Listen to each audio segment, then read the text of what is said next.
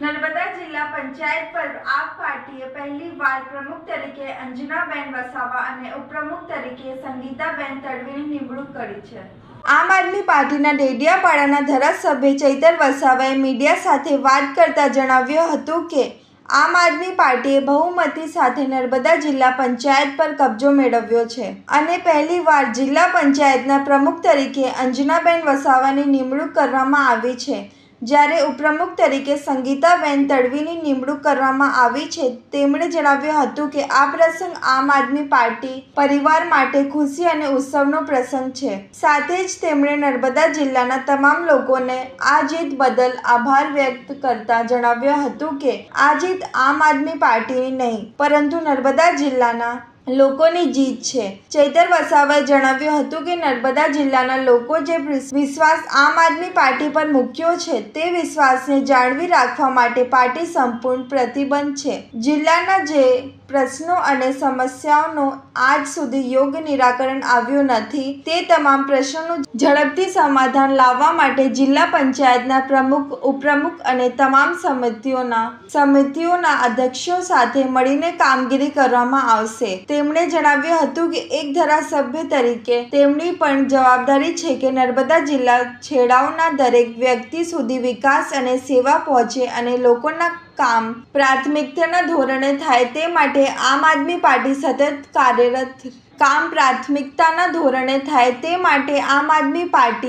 કાર્યરત રહેશે।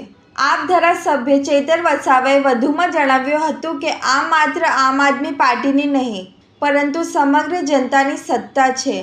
નર્મદા જિલ્લા પંચાયતમાં આપની નહીં પરંતુ લોકોની સત્તા સ્થાપિત થઈ છે। તમામ વર્ગોને સાથે રાખીને છેડાઓના વ્યક્તિ સુધી સરકારની યોજનાઓ પહોંચે અને દરેક વ્યક્તિનો વિકાસ થાય તે દિશામાં કામગીરી કરવામાં આવશે। લોકોના સુખ દુઃખમાં અને તેમની સેવામાં આમ આદમી પાર્ટી સતત તત્પર રહેશે। તેમણે જણાવ્યું હતું કે આજે અરવિંદ કેજરીવાલ પણ નર્મદા જિલ્લામાં આવી રહ્યા છે, જે ગુજરાતના ઇતિહાસમાં પ્રથમવાર છે કે આખી જિલ્લા પંચાયત પર આમ આદમી પાર્ટીએ કબજો મેળવ્યો છે। ચૈતર વસાવાએ જણાવ્યું હતું કે ગુજરાતમાં ત્રીજો પક્ષ ચાલી શકતો નથી એવી વર્ષોથી ચાલતી માન્યતાને આમ આદમી પાર્ટીએ તોડી બતાવી છે। વિધાનસભાની ચૂંટણીથી લઈને તાજેતરની સ્થાનિક સ્વરાજની ચૂંટણી સુધી આમ આદમી પાર્ટીએ 500થી વધુ બેઠકો જીતી છે અને 34 જિલ્લા પંચાયતોમાંથી નર્મદા જિલ્લા પંચાયત પર કબજો મેળવ્યો છે। તેમણે જણાવ્યું હતું કે આજે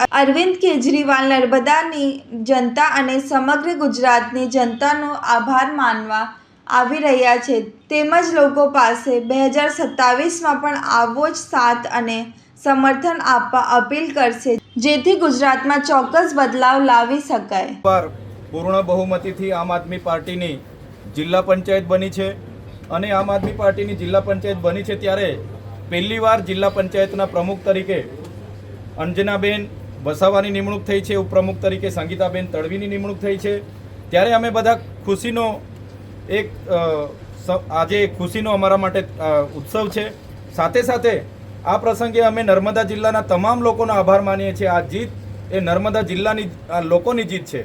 સાથે સાથે વિશ્વાસ આપીએ છીએ, ખાતરી આપીએ છીએ જે પણ સમસ્યાઓ, જે પણ પ્રશ્નો જેનું નિરાકરણ આજ દિન સુધી નથી થયું એવા તમામ પ્રશ્નોનું નિરાકરણ સત્વરે આવે એ પ્રકારની કામગીરી અમે બધા સાથે રહીને કરીશું। એક ધારાસભ્ય તરીકે મારી પણ જવાબદારી છે, જિલ્લા પ્રમુખ, ઉપપ્રમુખ અને અમારા તમામ સમિતિઓના અધ્યક્ષો બધા સાથે રહીને મંત્રણા કરીને પરામર્શ કરીને બધા નર્મદા જિલ્લાના છેવાડાના વ્યક્તિનું કામ થાય એ પ્રકારની અમારી કામગીરી હશે।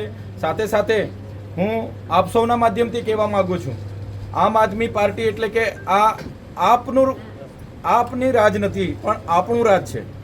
નર્મદા જિલ્લા પંચાયતમાં આપની સત્તા નથી પણ આપણી સત્તા છે અને બધા જ લોકોને સાથે રાખીને, તમામ વર્ગને સાથે રાખીને લોકોના છેવાડાના વ્યક્તિ સુધી યોજના પહોંચે, એમનો વિકાસ થાય એવું અમારું કામ હશે અને લોકોના સુખ દુઃખમાં સેવામાં તત્પર અમે રહીશું। આજે કેજરીવાલજી પણ આવવાના છે। આ પહેલીવાર અહીંયા નર્મદા જિલ્લામાં અને ગુજરાતમાં આખા જિલ્લામાં જિલ્લા પંચાયત આવી છે, જેને કારણે આવી રહ્યા છે। ચોક્કસ તમે જોશો, ત્રીજો પક્ષ ગુજરાતમાં નહીં ચાલે એવી જે માન્યતા હતી એ અમે તોડી છે। વિધાનસભામાં અને હમણાં જે સામાન્ય સ્થાનિક સ્વરાજની ચૂંટણી હતી એમાં 500થી વધારે બેઠકો અમે જીતી છે અને 34 જિલ્લા પંચાયતોમાંથી નર્મદા જિલ્લા પંચાયત અમે કબજે કરી છે. ત્યારે આજે અમારા રાષ્ટ્રીય સંયોજક અરવિંદજી પણ અહીંયા પધારી રહ્યા છે અને નર્મદાની જનતાનો આભાર માનવાના છે, ગુજરાતની જનતાનો આભાર માનવાના છે અને જનતાને એ જ અપીલ કરવાના છે કે આ જ પ્રકારનો સહકાર 2027માં મળે તો ચોક્કસ અમે ગુજરાતમાં બદલાવ લાવી શકીશું. Okay done. અંકલેશ્વર જીઆઈડીસીનું ડિઝાસ્ટર મેનેજમેન્ટ કે ડિઝાસ્ટરનું જ મેનેજમેન્ટ એઈપીએસ પર ઉઠ્યા ગંભીર સવાલો.